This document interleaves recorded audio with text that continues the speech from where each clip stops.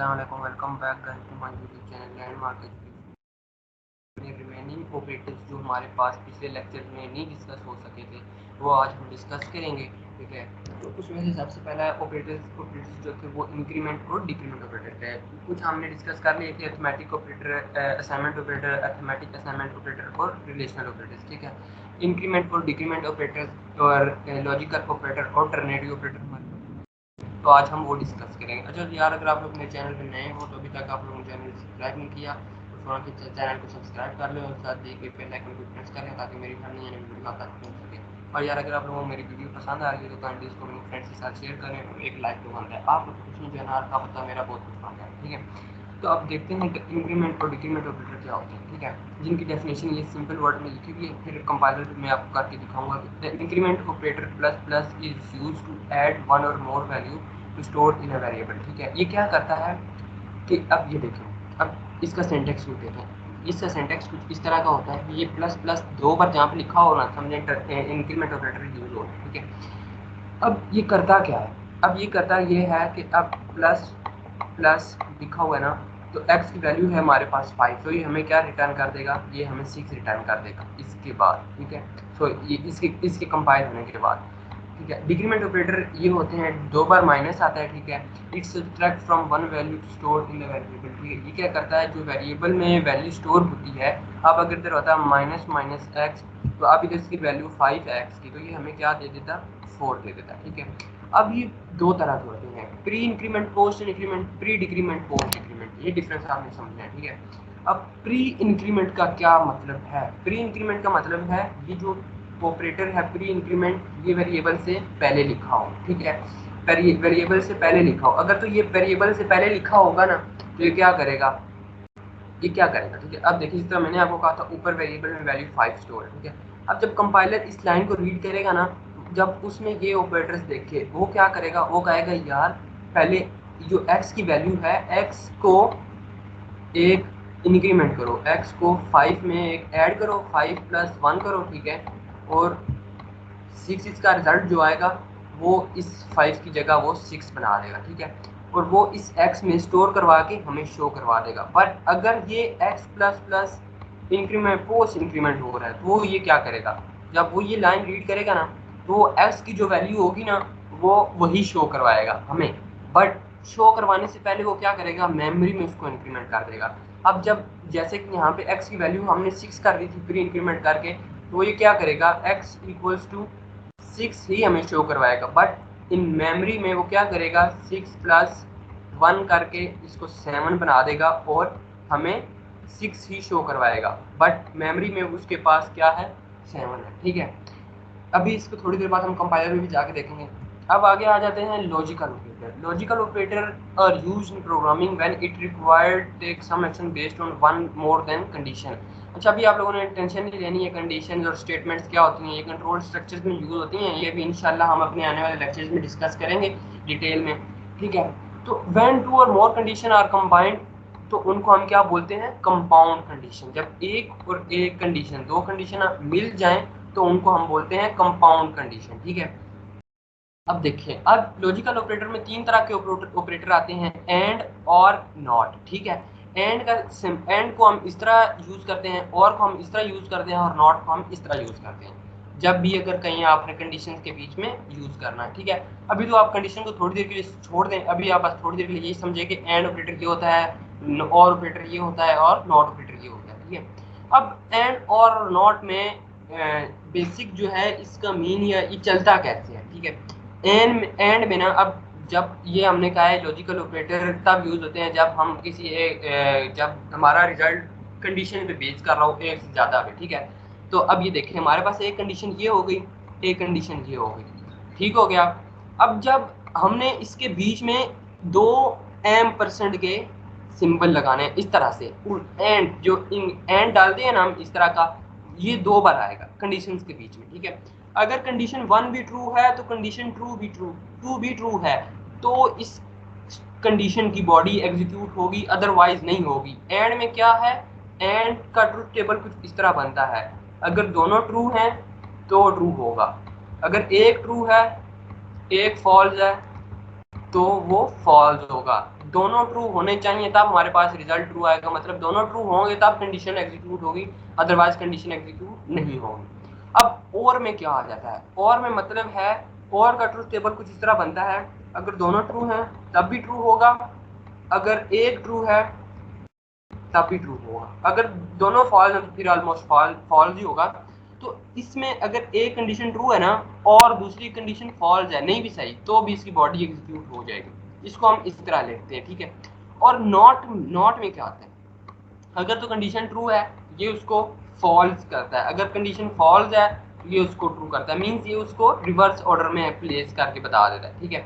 अब देखें not z equals to 1, अब हमारे पास लेट्स सपोज z की वैल्यू हमारे पास गिवन है 2, ठीक है।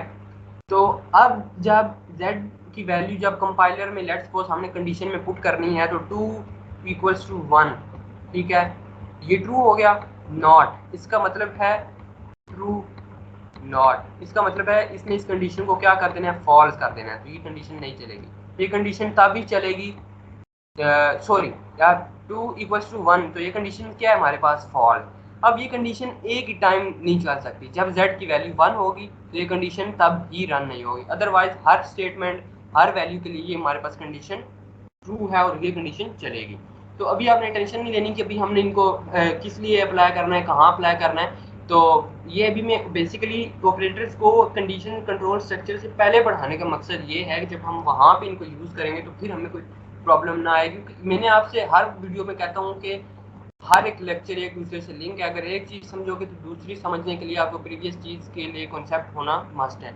अच्छा तो यार अगर आप लोगों को वीडियो पसंद आ रही है एक लाइक तो बनता है। अच्छा अब एक और ऑपरेटर आ जाता है टर्नरी ऑपरेटर। ये टर्नरी ऑपरेटर क्या करता है, टर्नरी ऑपरेटर का सिंबल कुछ इस तरह का होता है, ठीक है, इसको हम टर्नरी ऑपरेटर बोलते हैं, आपके पास एमसीक्यूज में भी आ सकता है, ठीक है। ठीक है, ये क्या करता है, it return one of to values depending on result. अच्छा ये क्या करता है, इसके पास ना दो वैल्यूज होंगी या दो इसके पास एक्सप्रेशन होंगे, ठीक है। तो अगर तो कंडीशन ट्रू होगी ना, इसका जनरल फॉर्म इसकी कुछ ये है, ठीक है। ये हमारे लिए यूजफुल कब है, useful in situation where a program choose one of two option depending on a single condition.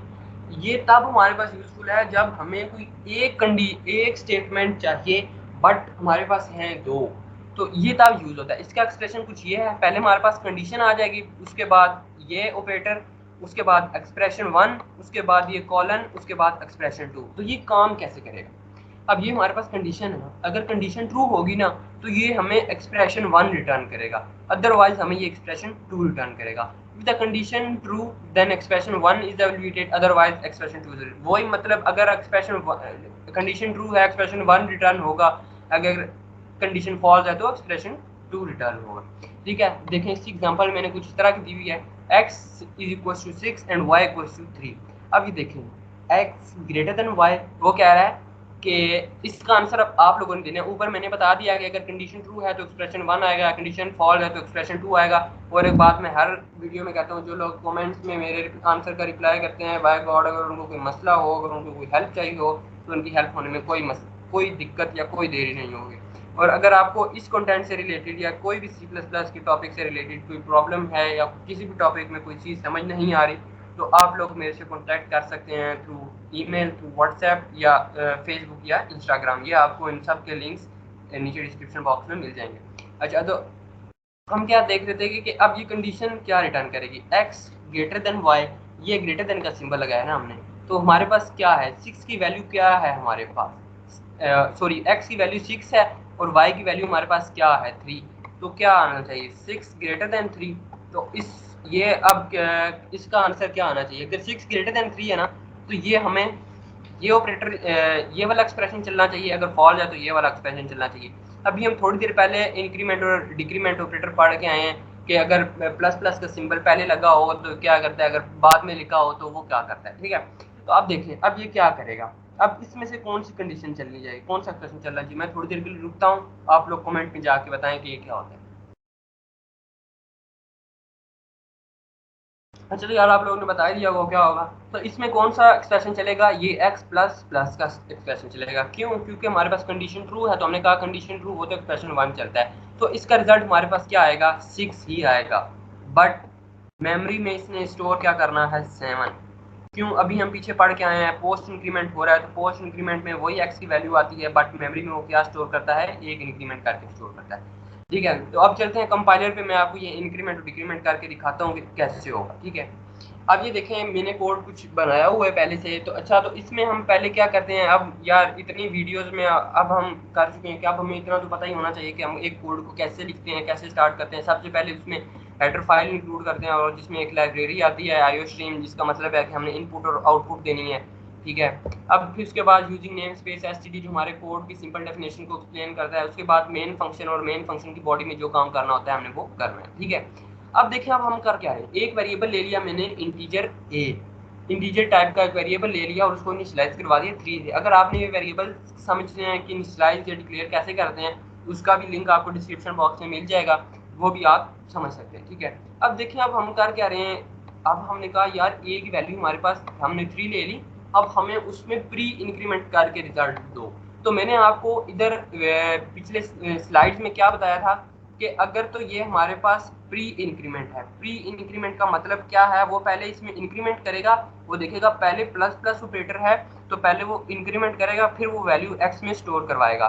तो बिल्कुल ये यहाँ पे भी वही कॉन्सेप्ट यूज हो रहा है कि वो पहले इसमें इंक्रीमेंट करेगा ए की वैल्यू में, और फिर ए की वैल्यू में जो इंक्रीमेंट होने के बाद आएगी वो ए में स्टोर कर देगा।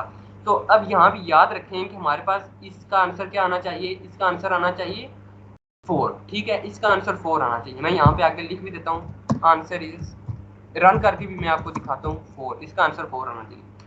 अब एक और वेरिएबल ले लिया हमने इंटीजर बी, वो हमने उसकी वैल्यू ले ली 4 से, उसको इनिशियलाइज करवा दिया। अब हम चाह रहे हैं यार कि अब हमने इंक्रीमेंट प्री इंक्रीमेंट तो देख लिया, अब हमें पोस्ट इंक्रीमेंट करके बताओ पोस्ट इंक्रीमेंट कैसे होगा।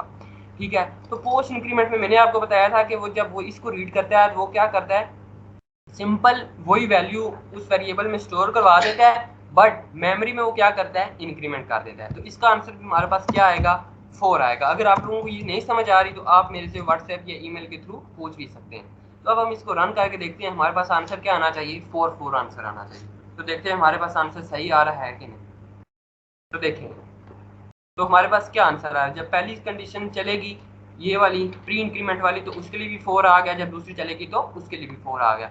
Same as it is decrement operator है, डिक्रीमेंट ऑपरेटर में क्या करता है, ये एक उसमें से माइनस करके दे देता है। अब यहाँ भी ये प्लस हो रहा है, तो अब हम यहाँ पे अगर माइनस माइनस लगाते हैं 2 बार तो ये क्या करेगा, डिक्रीमेंट कर देगा प्री और पोस्ट। प्री और पोस्ट डिक्रीमेंट में भी वही कॉन्सेप्ट है कि वो अगर पहले ये डिक्रीमेंट ऑपरेटर आ रहा है तो पहले डिक्रीमेंट करेगा फिर ए को शो करवाएगा।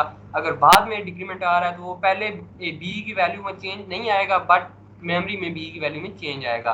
तो अब यहाँ पे आंसर क्या आएगा, यहाँ पे आंसर क्या आएगा, ये जो डिक्रीमेंट हो रहा है। ठीक है, अब ए की वैल्यू थी 3, तो 3 माइनस 1 करेगा तो उसका आंसर हमारे पास 2 आना चाहिए, और इसका आंसर हमारे पास क्या आना चाहिए, इसका आंसर 4 ही आएगा। क्यों, क्योंकि वो बी में जो वैल्यू स्टोर है वो शो वही करवाएगा, उसमें चेंजिंग नहीं आएगी, बट मेमोरी में वो चेंज करेगा।